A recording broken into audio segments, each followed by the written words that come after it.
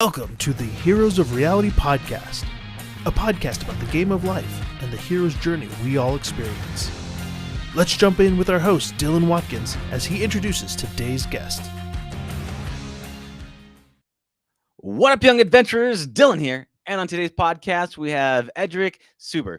He is the founder of Warmspace, a platform that scales deep human connection through guided video conversations. His mission is to make every single person feel seen and create a world that is filled with love, belonging, and authenticity. He's passionate about mindfulness, human potential, and the use of technology for flourishing humanity. He's also worked at Google and many other tech places, and I'm really excited to talk to him about humanity, technology, and more. So without any further delay, I'd like to welcome Edric. Hey, Edric. Hello. Thanks for having me here, Dylan. Thanks for joining me, man. I'm excited to talk to you all the way from Bali, as it is. Yeah, Bali, Indonesia. That's your background looks very much the part. I'm gonna tell you that right now. You've got the trees and jungles. Initially I was trying to stay humble. I took the call from my hotel room, but like the connection dropped off, so I gotta be where we're supposed to be. Nature wants to be seen, man. You can't hide all of nature's glory. You just got to let that girl free flow, you know? Yeah, exactly. Yeah. I love it, man. So why are you in Bali? What's going on out there? I'm assuming that's not where you're normally from. No, I'm actually from Indonesia originally, but I spent the last 10 years in Singapore. But I moved here in January this year as I left my job at Google and decided to pursue Warmspace full time. And I think it's just because of the pandemic, just like many other people made like a lot big life decisions during the time of crisis. And I think last year when I had a little kind of downtime to work on Warmspace on the side and fully align myself with my values and what's the cause and mission that's truly important for me, and solving for human connection, isolation, and human flourishing came to be really apparent for me. And I decided to move to somewhere where spirituality, consciousness, and like growth mindset was the center of what Bali is everything all about, and lower living costs, surrounded by similar like-minded, heart-minded individuals. So Bali was just the perfect go-to spot for me at that point, and then here I am, thriving and living in Bali. Got it. So how's the technology scene in Bali? Because I imagine it's got all the other stuff.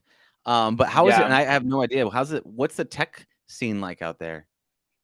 Yeah, it's not the number one thing that people think of, and people name Bali, but it's growing. There's blockchain companies are huge actually in Bali. There's a lot of people in the crypto scene, and technology companies around human connections and spirituality. So it's an interesting kind of sector, particularly when we talk about the tech scene here. Got it. Yeah, one of the best things about being in the whole digital online space is that you can remotely connect with people from around the world, as long as you have a strong enough connection, which is awesome. Yeah. Can you talk to me just a little bit about your journey, starting to work with Google and what you did at Google, and kind of what were some lessons learned while being at Google? Google's quite the spot to get into, as a grounds of understanding technology at the mecca of it. Yeah, totally. Yeah, it's a mecca. It's for a lot of people. So yeah, I've been in the tech industry for a while. I started my job at Twitter doing digital marketing. So I was doing similar things at Google for the last 3 years. I was working with the startups in Southeast Asia to help them grow, providing them insights and consultancy on how to expand their company and business and all of that. But what I really learned being in Google was the culture. I think Google Mhm. did such an amazing job in cultivating this culture of collaboration and innovation, just from the way the workspace was designed, um, where we the barista was positioned in a place where it's uh, it's the intersection between different departments in terms of the work Mhm. areas, and then you gotta like if you go to the barista, you're bound to bump into someone from other departments and you have a chat, and then like some of this like cross pollination conversations will take place, and then how you could reward someone for going above and beyond to help you that is beyond the little kind of incentives and systems that were designed so that you will go outside of your little work bubble and like get exposed to what other people are working on, and you're kind of incentivized to collaborate and work together. And there's a lot of highlights and emphasis on doing good for the world. So I think Google is really good at tying in whatever that we do with like the bigger mission, which was for us to help small businesses and startups reach as many people as possible, grow the economy, and all the money that we made through the ads were utilized for other projects, moonshot projects that could really help the humanity. Um, so definitely how to like dream big and like have um, a, a, a big vision on how what we do here are not only uh, impacting directly what we're doing, but also like a bigger picture, how we could like Yeah. help the humanity and the bigger problems in the world. Cool. Let's break down a couple of those pieces and let's talk about this a bit more. So one of the things you talked about was incentivizing people to help out beyond the scope of their normal duties. What did that incentive structure look like for Google? And have you tried to take anything like that and bring it into your own practices? Yeah, so a lot of different things. Like one that I mentioned, we have a peer bonus system. So I think each quarter we're given like a 2 or 3 peer bonus slots, where it's a proper cash, pretty decent cash incentive, like a $200 or something, Mm. that we could gift to a colleague who has done a significant contribution to help us. Or there's a culture that is kind of involved implicitly about how we should always recognize the contribution and help of others. So we'll always make sure that their name was mentioned in a presentation or on our internal newsletter and all of that. Um, and there's a lot of like ways that are not so direct, but like allow for people from different departments to meet each other and like have fun and bond outside of work. And I learned that that's what kind of also inspired a little bit of what I do, is like human connection is critical, and it's something that not many people often think about directly when they think about boosting productivity and innovation. They always think about how can we structure a very formal way for different teams to work together. But I feel it always starts from the place of trust, the place of safety. Psychological safety was actually what Google researched to be the #1 factor that boosts team effectiveness. So, so from all the software things like doing team bonding activities, at Google we have like different little clubs as well, like a comedy club, like a salsa club, and this is where you get to meet people outside of your departments. And how I kind of apply this in my current team that I'm building at Warmspace. Well, we don't have like a large team like Google, but what I make sure is to allow everyone to feel like their work is recognized. We have a specific channel on Slack called Appreciation, where we call out all the amazing things that people do. And because our business is all about human connection, we also kind of practice what we preach. And like every biweekly, we have what we call the team circle, where we share more about our feelings and where we stand in where the company is, and if there's any kind of difficulties or struggle that we're dealing with, we create a safe space for everyone to surface this emotions in a compassionate and loving way. That's awesome. So, okay, so a couple of things. You're talking about psychological safety, right? And so that's really the feeling like that they're in a place where they can communicate how they feel without any types of negative repercussions or other types of shaming or blaming or any of those things that come along. So, you're talking about these rituals, right? A ritual of a team circle. So it's that team circle once a week. Is that daily? What does that look It's like? I set it as biweekly in our team. Biweekly? And then in Yeah. terms of that, like, is that ever a situation where, because here's the thing, it's one thing to say I'm frustrated with this application because it's not doing X, Y, and Z. It's another thing to say that I'm pissed at Johnny because Johnny isn't doing the work he needs to get done. How do you handle the conflicts when people aren't happy with other people for whatever reason? What does that look like? Hmm. Yeah, that's very tricky. It's something I'm still kind of trying to figure out whether it makes sense to air that out in a group situation or whether it makes more sense to do it in a one-on-one setting. Mm, I do feel for something like that, one-on-one could be more appropriate because especially when you want to name someone for a bad behavior that he has shown, like that wouldn't be, it won't create psychological safety because you're exposing this yeah. his bad behavior to like a group. So I'm still trying to figure out how to facilitate that, because I cannot be there when someone is having a conflict with another person, and Mhm. so it's something that I'm still trying to navigate. It's a challenge, man. And again, this is Yeah, and that's out of my own curiosity too, because it's one thing to say everyone's great. It's because it's super easy yeah, to do that. It's really hard to say you're not doing what you need to do, and I'm offended by what you did in some way, shape, or form. And that right there is it's because there's a balance between like having people feel good and being authentic.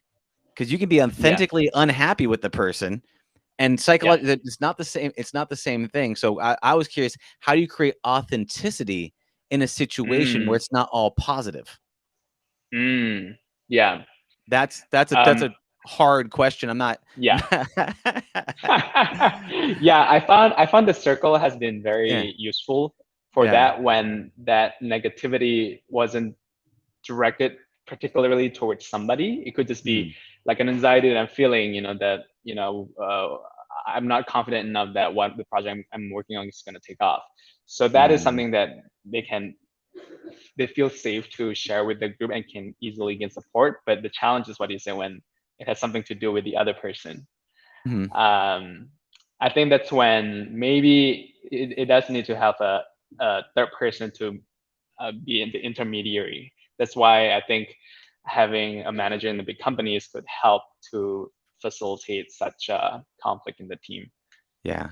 It's a tricky one, and that I was curious about, like, lessons learned from Google, like, what you can take from that and cross it over because there's that, um in team dynamics, you have there's the it's much like a relationship. You go through the levels of, first it's resistance and then resentment, right? And then all of a sudden you have this detachment where you ultimately don't you completely disengage because you feel powerless to engage, right? And so Yeah. I was like, how do you nip that in the butt before that becomes an issue? When someone, Mm, first is resistant and then resentful and then ultimately just shuts down. Like, how do you combat that type of situation? And yeah. I'm just curious about that kind of stuff. And how did Google handle that? Did they have managers or what was that? Yeah, they have managers. So we have, I think each manager does it differently. But for me, I had like a one-on-one every week. Mhm, And we got to set our own agenda, what we want to talk about. But I don't know, I was working in a team that was pretty harmonious and everyone was kind of nice to each other. So there was very little kind of conflict that I had within the team. But I can imagine a lot of people will use this opportunity, and there's a lot of opportunities like this where they could surface issues because it happens every week. We also yeah, have kind of was it quarterly or like biannually performance review and peer review as well, where people get to submit unsolicited feedback about me, and you also get to request feedback from your peers. mhm, So you get to, yeah, get feedback from people outside of your team or people you have worked with on like what's their view on like how you related, how you were relating and working, collaborating with them. That's awesome, man. What about looking at you talked that one of the things that Google did a really good job at is facilitating what I would call random social interactions. And Yeah. by that is you have you have a cross zone, right? You have some sort of watering hole where people naturally come across, and it makes for these spontaneous social dynamic interactions that are unpredicted, which is a natural genesis for innovation. How Yeah. do you is there any things that you take from that while being a completely like remote company? Is there any ways that you foster random social interactions or things like that to try to create that same Google-esque vibe? I'm always curious because there's pros and cons for being remote versus local. I was local, then I Totally. did Yeah. remote, and there's benefits. And is there anything that any lessons learned from that you currently take over and use? Yeah, it's actually something that that we think will be a part of our product's value prop as well, which was to create these spontaneous uh, moments of connections. Back at Google, there's this thing called the Ninja Lunch, where you get to sign up to be matched with someone completely random within the local company for a lunch, and you can get to set the frequency weekly, bi-weekly, monthly. And then you get a set a little preference like, oh, you want to match with someone who has similar interests in these areas, or you want to make sure that you don't get matched with someone from this department. And what we think we could offer at Warmspace is we could offer this like connection time like slots where people get to sign up and then they get to randomly pair it with someone from their company. And because what we do at Warmspace is facilitate meaningful conversations. So I feel we could also address some of the challenges that I saw with Ninja Lunch because sometimes I really believe that everyone has a story and everyone is interesting, but they just didn't know how to communicate and express that parts of themselves. Mhm. And what we do at Warmspace is because I facilitated with all the right prompts and guidance, we could bring out this interesting pieces and stories from the other person to make sure that that one-on-one time that is like very rarely by chance we could maximize that opportunity for the people to connect deeply with one another and build that trust within an hour. Oh, that's awesome. So then yeah, let's hop through it. Can you talk to me a little bit about the genesis of Warm Spaces? Like how'd you kick that off and then, the mission behind it, and then we can dive into like use cases and all that stuff. So like what caused you to want to create Warm Spaces, and what's the mission? Yeah, so it's quite personal because uh, I think I saw your photo at Burning Man, and actually I would say that the genesis and the story behind Warmspace started at Burning Man in 2019. I was my Oh, first cool. burn, Nice. and yeah, up until that point, I never really knew how to open up to others and be vulnerable. And now that I look back, I realize how lonely I was before Mhm. then, and I always craved for like deep intimacy and a sense of belonging. And I never felt like I really belong anywhere. And I learned the reason was not because I didn't find the right people or I wasn't attracted. Maybe I wasn't attracting the right people as well, but I think partly was because I was closing up. I wasn't opening my heart to other people for them to see me for who I was. And I realized like vulnerability is something that people are really afraid of, but like and connection is what people desire, but they're both like so connected to each other. You can't have deep connection without being vulnerable and without letting other people really truly see you for who you really are, including all the weakness and the shame and the shadows. So Yeah. at Burning Man, I learned how good it felt because being in the desert, there's no way where you didn't have a moments of like vulnerability where you're just there'll be moments where I was really in need of help and I really gained support from people from my camp, and we just have beautiful connection, and I truly felt like I was loved unconditionally, and because up to that Uh-huh. point I felt I always have to prove myself in order to receive love and attention. And Mhm. at Burning Man, I felt like none of that really mattered. Like nobody cared Yeah. like what I did, what my career was. What camp were you part of? I was part of a really small, intimate camp called What Camp, 17 people. Uh, but it was just really beautiful. Like everybody felt like a family. And yeah, I felt a deep connection with them. And I felt Awesome. at Burning, and how good it felt to just be who you are without having to pretend to be anyone else. So I carried this feeling with me back to my default life in Singapore, and I tried to intentionally foster more of this authentic connections in my life. Um, I and at that point, I had a toxic belief of like what masculinity should be like a the standard of like what men should show up as, like to be strong, to like be to not show feelings, and especially with like a relationship with other guy friends. And at Burning Man I learned like, oh, actually it is possible to be intimate, to like share feelings with fellow guys.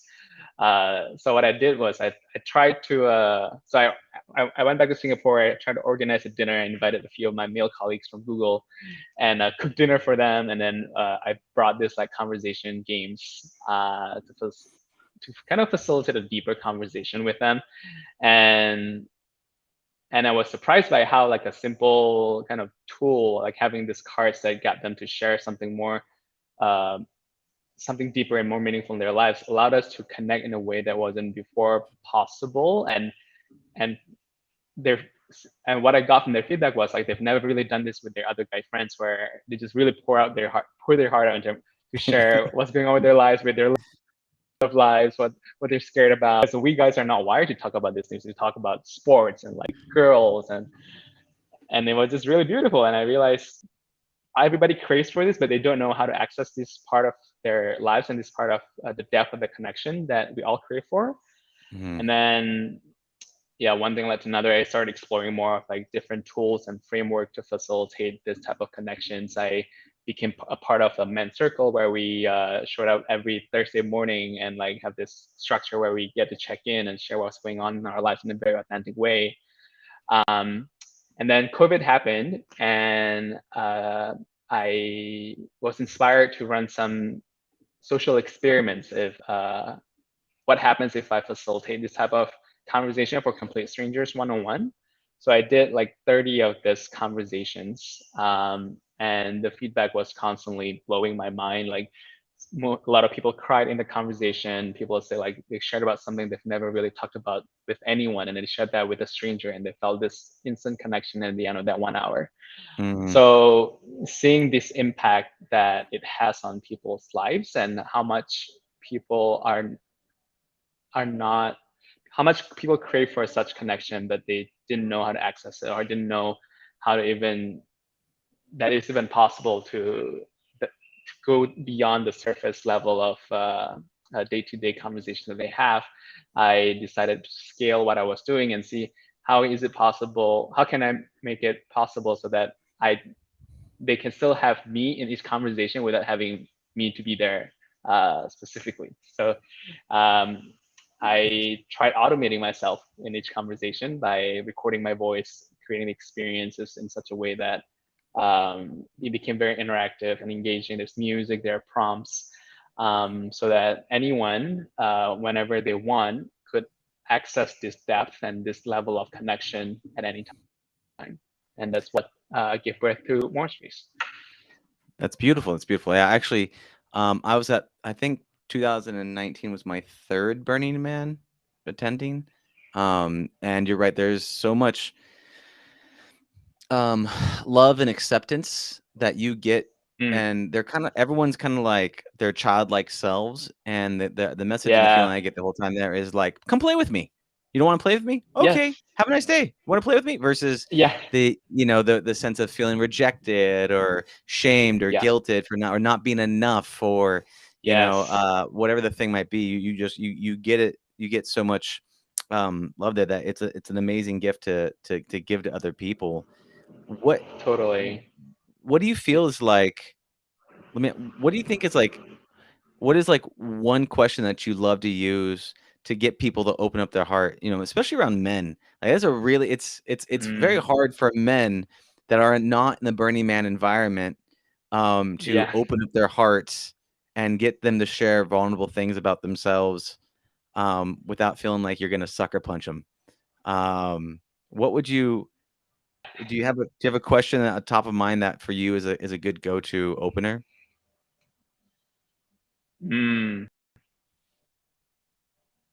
Yeah, it really depends. If this is a completely new person that I just met for the first time, I really like into their life story and ask, is there like a one moment that the way you looked at life completely?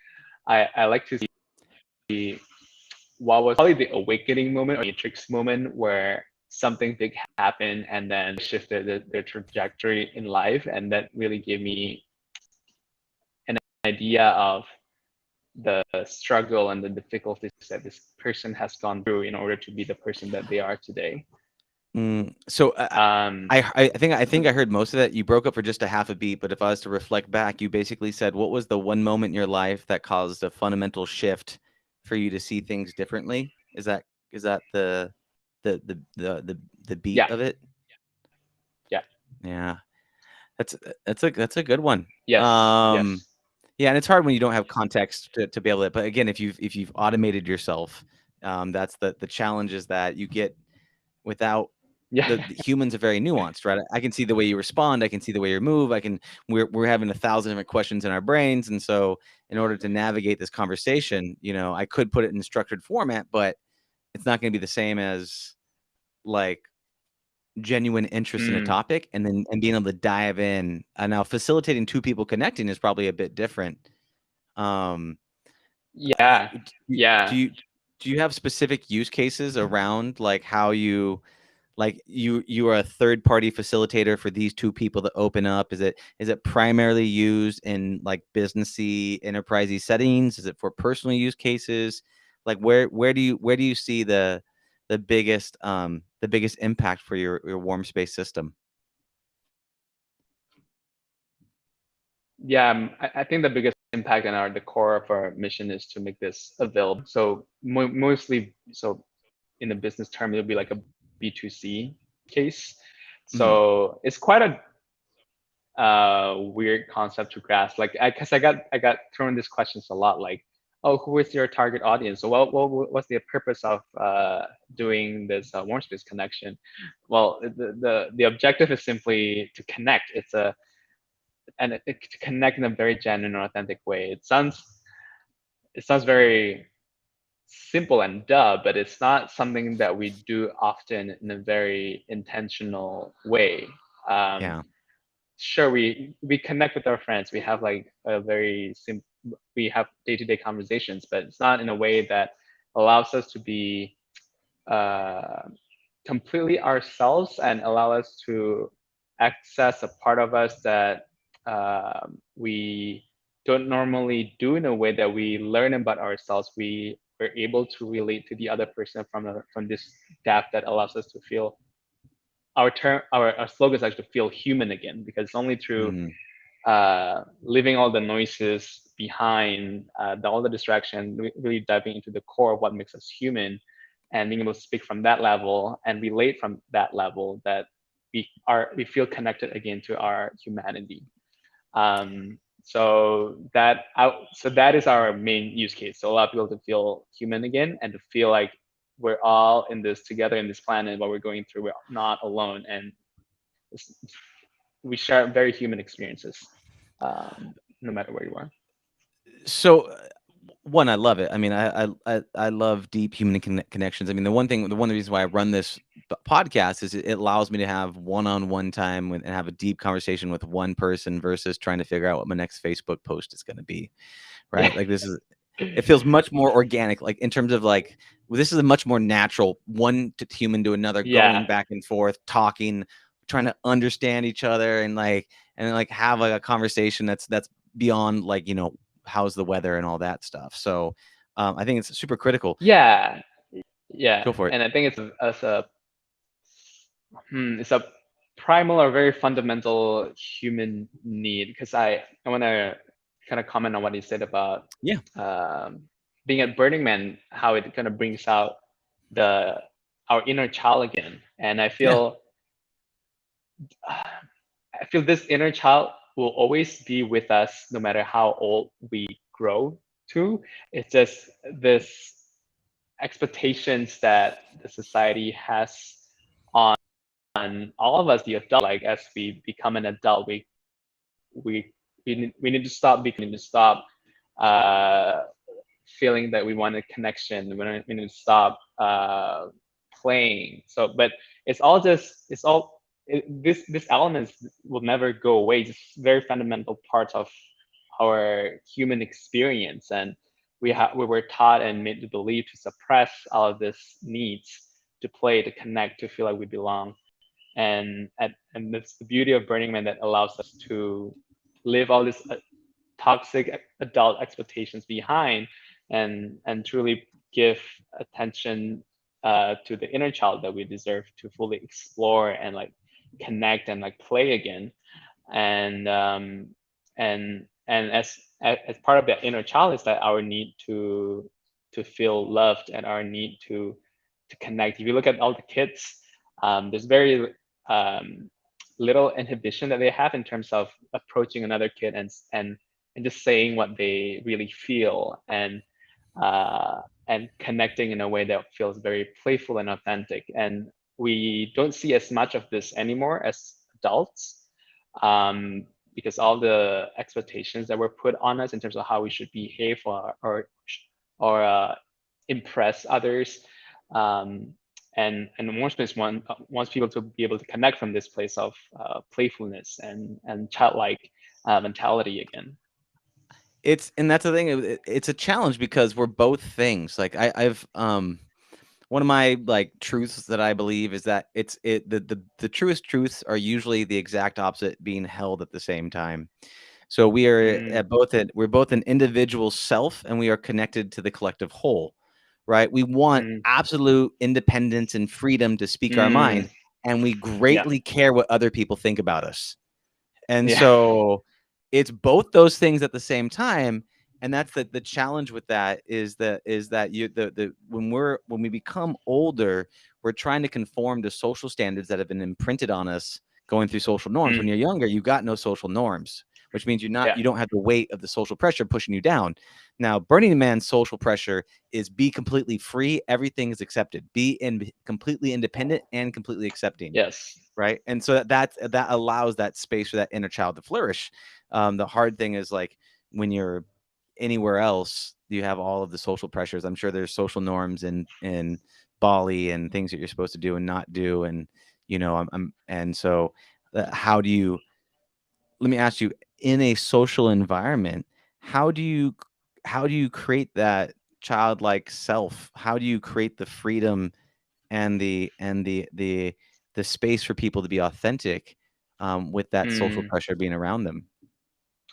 yeah, it's a challenge, right? Because I feel the environment that we're in has a lot of influence in our behavior. As much as we like to think that we're a sovereign individual who has full agency of how we want to act and behave, like you hear this saying of like we're the average of the five people that we surround ourselves with. Like we're social creatures, so we can't help to mimic the behaviors of others.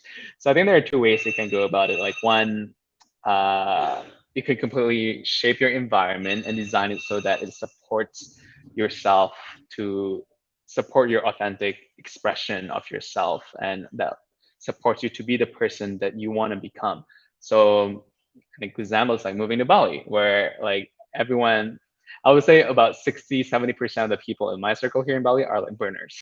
Yeah, So these are the type of people that that makes fully sense. accept, yeah, and like supports playfulness, like spirituality and all of that. Like it can be completely weird, and you could be doing like a Wim Hof breath work in the middle of the cafe, and like nobody gives a damn, and it just looks like a normal scene in Bali. Another day in Bali where people like uh, cuddling in the couch and like being physically very intimate with each other. So I think shaping the environment, moving to an environment that supports the character and the person they want to become. That's Even if awesome. people are not able to move to a new country, like looking for like clubs or circles or gatherings of like-minded people. So I think that'll be a big one. But second is I think what I aim toward is, which is more difficult, but I feel if we could all get to this place of wholeness and acceptance, that no matter what you do or what you express, um, it is independent of like what the type of reaction that you want to receive and see from others, and in that way you're completely detached from the expectation of others. That could allow us to be unfuckwithable.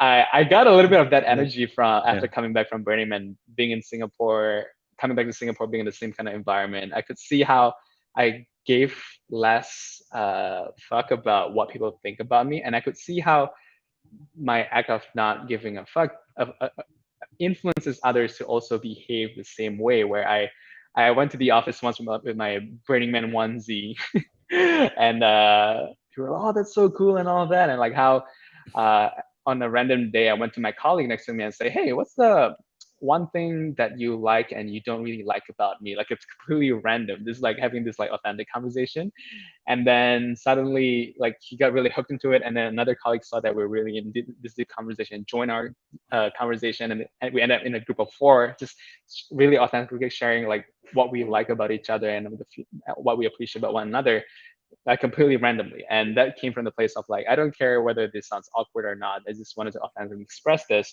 and that creates this ripple effect that allows others to also be authentic themselves around us. Yeah, that makes a lot of sense. I mean, you're letting your own light shine. You're letting your own freak flag Yeah. fly, and so that gives people other. Now, when you said you came in a onesie, was that at Google? Is that like Yeah. or is that? That was Got it. at Google. Okay. Just context. I was trying to understand the environment that you Yeah. came in on a onesie on, which is it is absolutely Burning Man behavior, but that's a beautiful thing to encourage people to speak their own truth. And that's why it's interesting when you said like and don't like. And then I noticed that the group conversation shifted to only liking, not the don't liking part. I don't know if that was an intentional piece. But that's Oh no, we got to the don't like part as well. okay, We cool. kind of, yeah, we frame it like, what do you think I can improve, or sort Yeah. of package it in a more more positive spin. It's the thing is like everyone goes, okay, what is the intention of this comment to try to hurt me or put me down, or is the intention of this comment because they want to give me a gift of something that I can't see? And Yeah. and it's hard, and especially if you ask for it though, like what is one thing you don't like? You're asking for it. You're literally saying, give me the gift of tell me my blind spots, Yeah. which is it's very empowering. It's another thing if someone just shows up and goes, I don't like you, and here's why. Then you kind of have to Yeah. like swallow your ego, and then it's a little painful. Yeah. It's a bit painful process, Yeah. you know. Yeah. So It's very different when you're inviting the other person to yeah. share this gift with you. So speaking of that, on this note, I have a thing I'm trying to rectify in my head. Is you were the Singapore chapter lead for consciousness hacking, and if as I understand it, because my brother he married a Singaporean girl. He spent several years in Singapore. Ah, And so I have a Singaporean niece and nephew. oh, sweet. Yeah, it's super awesome. Architecture is incredible, all that, but they're pretty rough when it comes to drugs and chewing gum and other things. So Yeah. how can you talk to me about your experience being the consciousness hacking and what that really entailed? Yeah. Yeah. Yeah. We gotta be really smart the promotion and the marketing of Yeah. our event. So we did we didn't touch on the topics of psychedelics as much as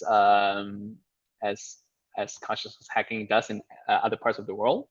So Mhm. we focus more on the area of spirituality and altered states using a more legal and kind of technical mediums.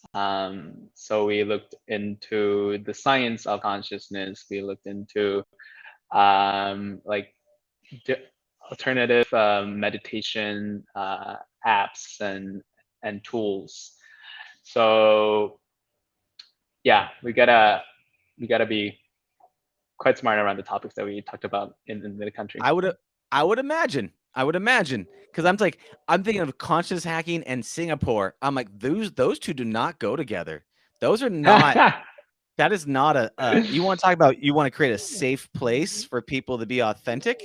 That seems like the exact like it's like saying, I'm gonna be an atheist and I'm gonna start outside in the middle of like the Vatican and that's where I'm gonna go do and Yeah. be an atheist. I'm like, wow, how did that go? Like Yeah. it's interesting. So Yeah. Yeah, but can you talk? I gotta say, because the the mission or the value of consciousness hacking is also to think about ways beyond traditional measures or means to access altered states Mhm. that elevates human consciousness. So actually, it's kind of perfect that it comes to Singapore, because we're looking into like solutions and alternatives that transcend, that go beyond uh, like the ancients or the traditional ways of accessing the state. So that's why we looked into like the technology, the science, and all of that, and to make this type of um, states of consciousness more accessible to the mass. I, Um, th- I think and that's looking, absolutely. I think it's absolutely noble. But here's my question for you: is what what did you find that is comparable to any type of psychedelic or plant medicine that is technology based?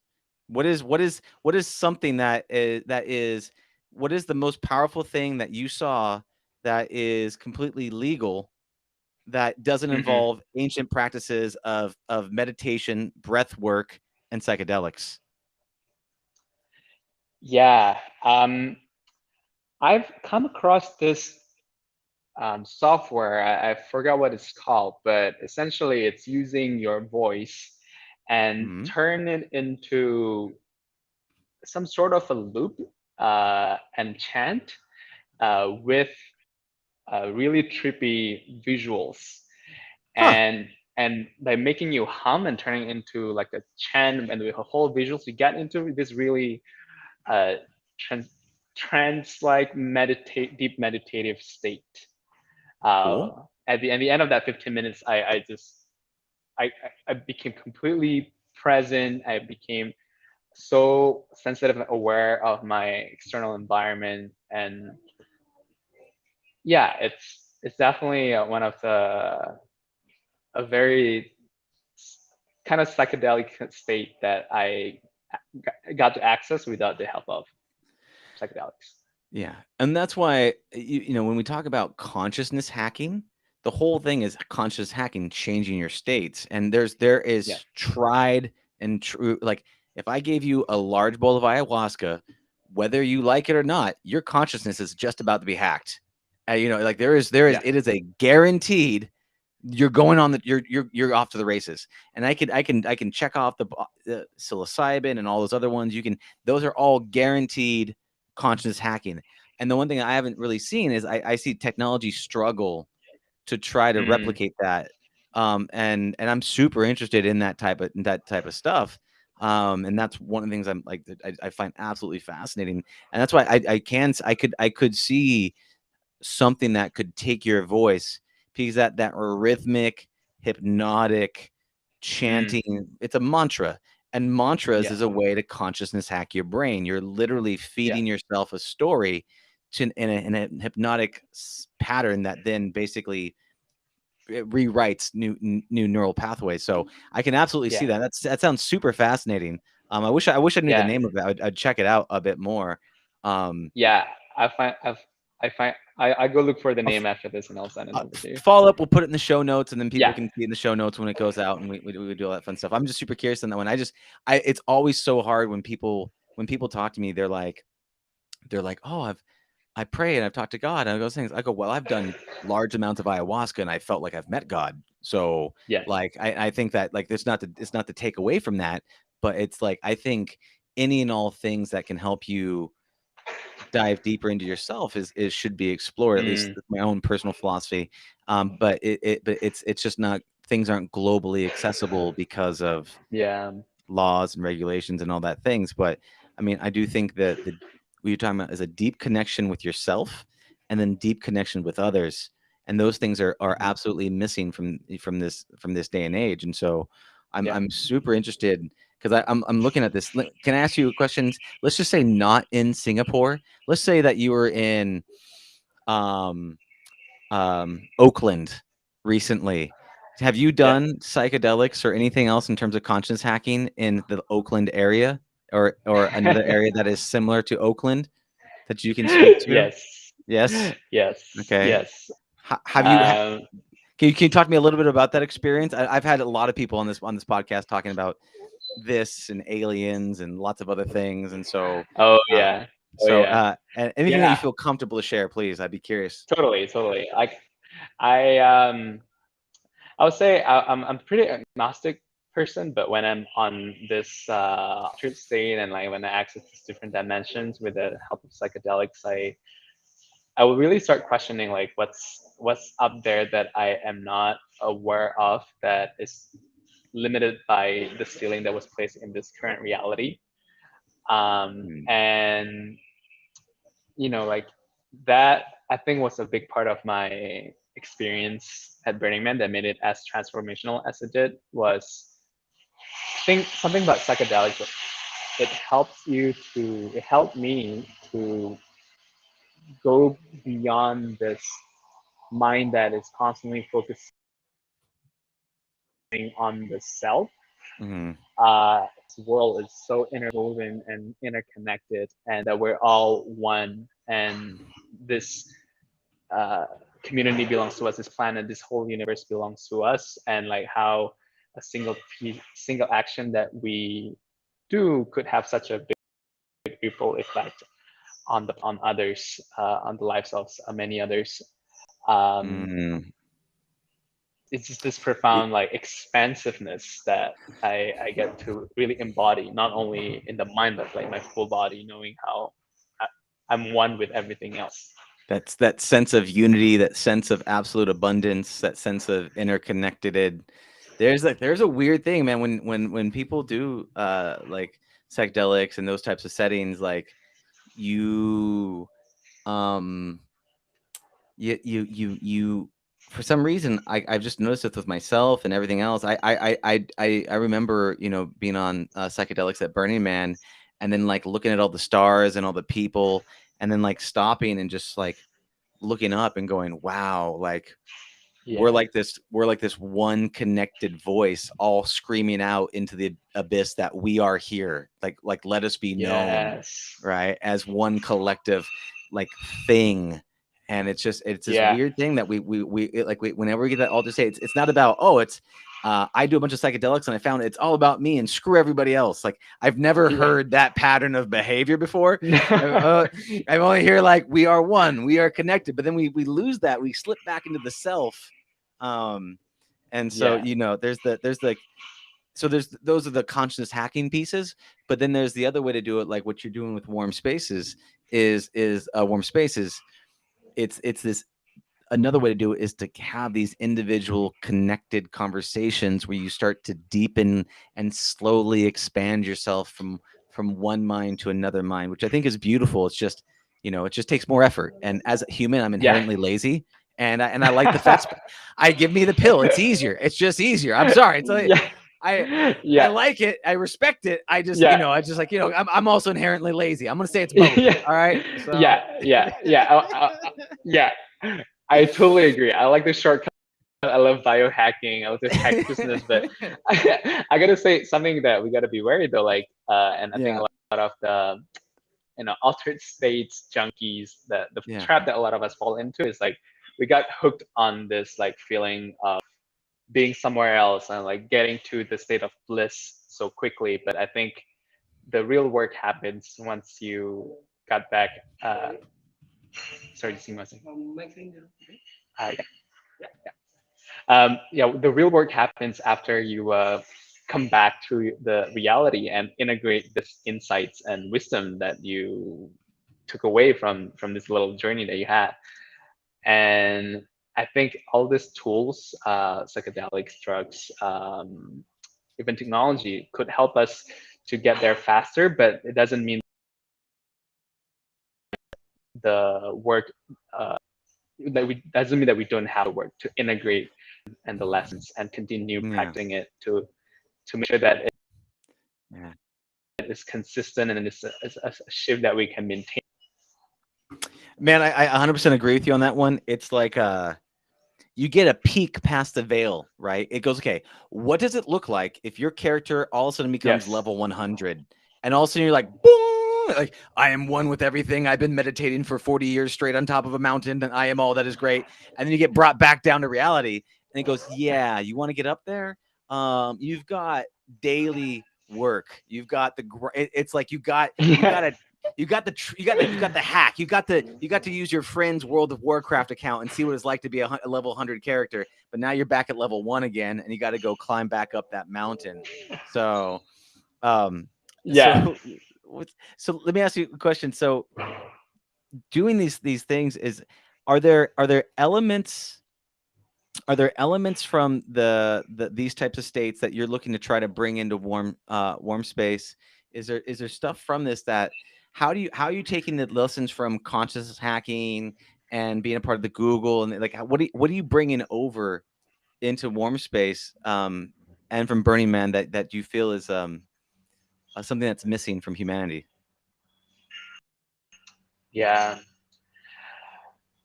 I really that's our mission really, is to create this sense of deep connectedness.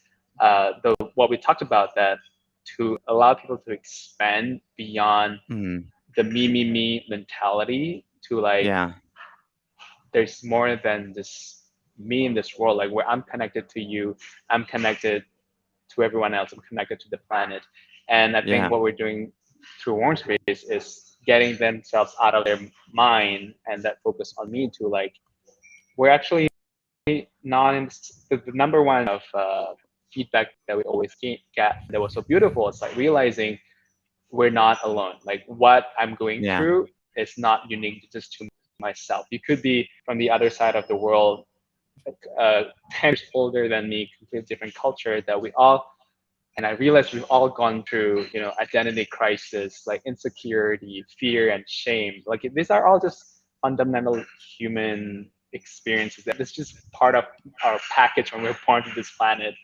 And we tend to forget about that. We tend to think that the world is like conspiring against me and like this problem is so to myself, that like everyone goes through these problems. And I think the challenges with today's and ages with social media and everything, it's easy to take up information based on what is being shared on the and use that to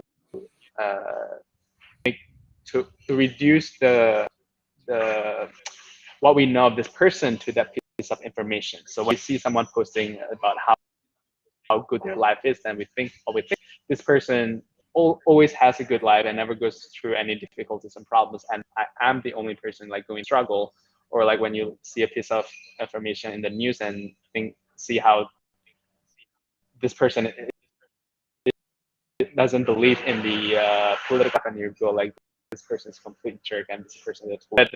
But we start to kind of go deeper and see the deeper human part of each of this person that shares this information, that there's more to what we can share, and there's more to what we could all share in common as fellow humans. So that's the feeling of oneness, the feeling of being connected to more than self and to everybody else into the universe. It's the feeling that I get across and spread through Warmspace.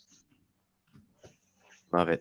What um so it's giving people the gift of the oneness, accepting people both their light and their dark, and to let them know that their struggles aren't just their own, and that everyone has the shadow side, and most people aren't willing to share it because they don't have the strength to be able to communicate it in the belief that they'll be accepted.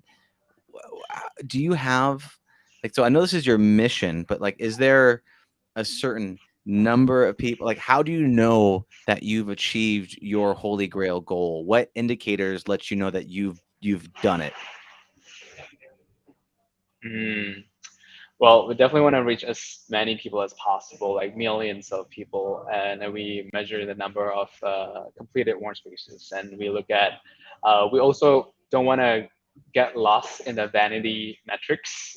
We want Yeah. to be very careful with how we grow, and so we also want to measure the quality of the connections and the state of the person at the end of the session. So we measure before you start the warm space, we ask like, how are you feeling right now? And then at the end, we ask how they're feeling now. And we often see 30 to 50% uplift in positive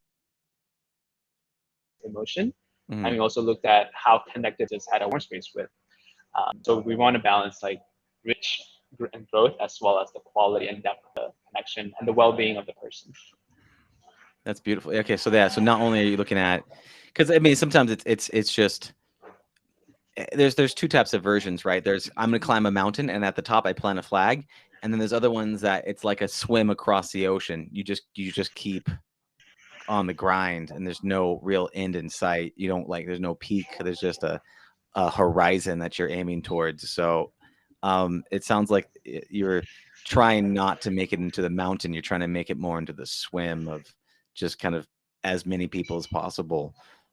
Yeah. What, with that being said, what is the dragon that you face to be able to make this holy grail possible? Like, what is the thing that you don't know if you're going to be able to beat this thing, and you're afraid you might die to try to achieve this goal? What is the dragon that you face to make this holy grail come true?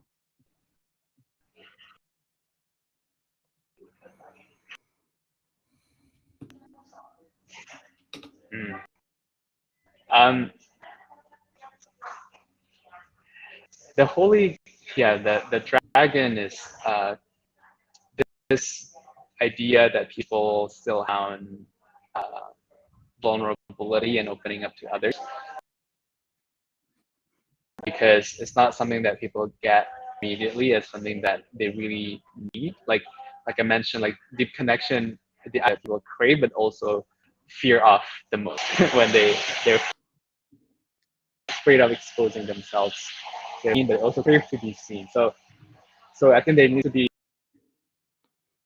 more education that we foresee in order to reach the mass type of uh, people need to be. We can't people to do this. It's just not like a casual type of conversation. It's ourselves to deep in, and some people are just not ready for this. So we Mm, foresee that there needs to be, yeah, some sort of education, some sort of marketing and engagement to do a lot in order to convey to them that this is the salad that you need among all the junk food in terms of the social media and the shallow connections that you have on your day-to-day life. That'll be really goodly nourishing for your body and your heart. that's awesome. So if it sounds to me like the what you seek is you want them to open up their hearts and be able to connect deeply and vulnerably with people. But what you face is them not being willing to open up their hearts because of fear of judgment and scarcity and all the stuff that we have, in order to protect ourselves against the woes Yeah. of it. Let me ask you a question for yourself. Can you talk to me about how you open up your heart in a situation where you don't feel comfortable?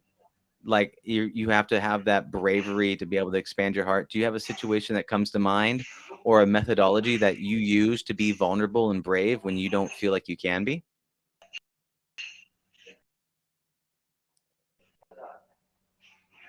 Yeah, I don't think it's a framework as I think the more that I train myself to outside of that comfort zone, every time I feel this like in my body, every time I feel uh, this tightness in my heart area, when I want to get something out of my spite of the fear, the more I send that signal into my body, hey, it's safe, like it's not the end of the I could express what's authentic to me and not die because of the signal that I've been giving to that I've been sending to my body, that like it's okay to do that way, and the reward that comes out of that situation and fear always trumps that anxiety that I have. And I think the method that I really like was the Mel Robbins 5 second method, where you just count down from like 5, 4, 3, 2, 1, and just do or say whatever that you feel is really alive within you, and just do it. just just shut off all the noises in your head and just do it despite of the fear. Uh, I think I've done it many times. You know, when I came out bisexual to my parents, or like when I wanted to express feelings to the girl that I like, when I had to tell my friend that I didn't actually end up wanting to go to your birthday party. You know, all these little things and difficult conversations that. So I think really just tuning into myself and be really honest, instead of ignoring all the noises and the emotions that come up. I think that was the first step, because a lot of people tend to suppress that. So uh, let alone expressing it, even acknowledging what is causing this tightness in your body is will be like a big head start. And then Yeah. realizing that you have the agency and ownership, you can take that ownership to release it out of your body, and train yourself to constantly do it so you get better at it. I think that's what has helped me to be more authentic and be vulnerable. That's great. No, it's actually, I mean, it's a powerful thing if you're training your body to say, okay, feel the fear, do it anyways, and also do it in 5 seconds. And that's a powerful framework to be able to use for anybody. And the more you do that, the more you gain belief in your abilities, the more you believe that you're not going to die, right? Which that's what the fear. Yeah. Everyone's going to reject me. I'm going to be alone by myself. I'm Yeah. going to have to wander into the forest by myself, and then I'll die, right? And that's with Yeah. anything that you just said. It's not rational, but it's what allowed us to Yeah. survive this whole time. And so Absolutely. Yeah. it's a great framework, and a framework or Yeah. muscle memory training, armoring up for the day. I think it's beautiful. Yeah. Is And I there? think, sorry, Go ahead. one more Go ahead. thing. I think Yeah, the go for it. misconception people have for people who are uh, that look so brave and like so authentic to say whatever they feel. The misconception is like they no longer have the fear in doing what they're doing, and I think that's really like I still feel that anxiety and fear every time I want to have this difficult conversation or do something that I'm afraid of. Is training ourselves to do it and take the action despite of the fear. Yeah. 100%, man. Like, and then the more you do it, you slowly earn points to convince you're earning social credit for yourself, and you're like, oh, okay, I believe you now. Okay, I got it. Okay, I've done enough times. It's not as scary. I know, like with doing this podcast, at first I was terrified to do it, and I was like, oh my God, this is so crazy. And I did 10 of them, and they're all terrible. I was like, I don't want to do that. I got rid of all 10 when I first got started. And I still get a little nervous here and there when I got to go live. I'm like, oh, I'm gonna go live in front of a bunch of people. Yeah. But then and like over and I over think it's time, a my body's like, okay, huh? yeah. Yeah, and it's a good thing to What were be you saying? afraid, to be nervous. And I think I just say that it's a beautiful thing to be afraid and to be nervous, Yeah. because that's what makes us feel alive. If I don't think if you the moment where you feel like, okay, I'll just do the podcast and I'll just hit start and I'm just gonna go with the flow. That's one thing when you stop enjoying what you're doing, and that's what differentiates us and a robot. You know, like a robot doesn't feel any fear or any anxiety and just do what they're doing because they're programmed to do it. But we're human because we feel all these emotions, and we learn to navigate how to navigate through these emotions, and yeah, it's just all the things that makes us human, that is beautiful. 100%, man. That the fear lets you know you're still here, man. You're Yeah. still things to overcome. So you're starting a podcast, right? Is that correct? Is that Yeah, yeah I just launched it last week actually. yeah? Do you want to talk to It's us called a little Beyond bit the about that? Matrix. Yeah. Yeah, it's called Beyond the Matrix. Hmm. It'll be about people who have either left or on their journey to leave or escape the matrix, in terms of the the template that the society has prescribed to us, in terms of what life should be all about, like what we need to achieve in life, and what is the lifestyle that is considered appropriate, and all these different things that are considered taboo. And I would like to, and being in Bali, I've been and meeting so many burners who have led such interesting life and leading an interesting lifestyle, building amazing ventures with working on beautiful mission for the humanity. I feel like there's so much more to life than majority of the population is, and I would love to expose this to others so that people know that there's options, because often the things we don't know what we don't know, and like we always like I used to be quite jaded in terms of like, oh, I guess this is life then, like get a good job, like get married and all of that, and but now that I learned that there's just so much more to life of this, and I would love to give people this awareness, exposure, and options so that people can live uh, their lives in full authenticity and sovereignty in their full potential. I love it, man. That's beautiful. So Beyond the Matrix. So you can go Yeah. find that on Apple, iTunes. You can find that various places. Where are the locations that people could find Beyond the Matrix?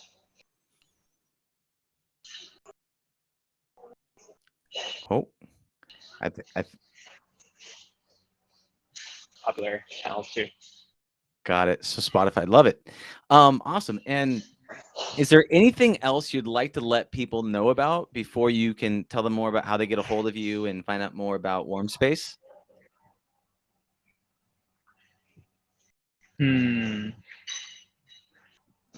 Yeah, I guess the message that I want to leave people is to think about how can be truly compassionate to them. And I really believe all the problems, wars, discrimination, inequality, they all stem from this feeling of the sense of lack, the sense of not being enough, and a sense of disconnection and separation to themselves. And that's what causes the separation to others. And if we could all take some time to just be compassionate to ourselves and work on the self-love that we all need, then we can start realizing how much love and abundance there is in life for us to receive. And by acknowledging that, we can then know and feel we could give back to the world and to others, create a big change in the world together as a collective. Got it. And I want to reflect back a little bit because you clipped out just a little bit there, but I want to make sure I heard you. Is that have people focus on their self-compassion and love and worth, not based on what they can do, but just for them just being alive and who they are, and just Yeah. knowing that having full acceptance of yourself and accepting others, we can have a big impact in this world by getting everybody kind of be more authentic and kind of like living their best life. Is that what I heard correctly? I just want to make sure I got your message, because it just coupled Yeah. out a little bit. Yeah. Yeah. No, that's a good summary. So I think, Okay. by accepting ourselves, we then could accept others. Because I think a lot of the hatred that we're seeing in this world comes from the judgment and the projection of ourselves, things that we don't like about ourselves, and all of that. So I think if we could develop that wholeness and acceptance in ourselves, it's easier for us to see the good and in others, and to share love with others. And that's where we create this ripple effect of like goodness and kindness in the world. That's beautiful, brother. Yeah, absolutely. A wonderful message. And so with that being said, how do people find you? How do they get a hold of you? How do they stalk you in Bali? Like what is it? What does that look like? Yeah. If people want to experience deep human connection, they can go to warmspace.io. If you want to find me, stalk me, they can do that on Instagram. My handle is Edric Sibur. And if they want to hear more about my podcast, they could look for Beyond the Matrix on Spotify currently. Beautiful, beautiful. All right, awesome. Well, Edric, it's been an absolute pleasure. Thank you so much for your time. Thank you for putting out the good effort and the intentions into the cosmos, into the matrix, to affect change. I think it's a wonderful mission. So, keep getting on with your bad self, and I will see you in another reality, my friend. Thank you, Dylan. It was such a pleasure. Absolutely. Thanks for having me. Have a beautiful day. I'll talk to you later. Bye now. Bye. Thank you for listening to the Heroes of Reality podcast. Check out heroesofreality.com for more episodes. While you're there, you can also take the Heroes quiz to find out what kind of hero you are. Or, if you have a great story and want to be on the podcast, tell us why your hero's journey will inspire others. Thank you for listening.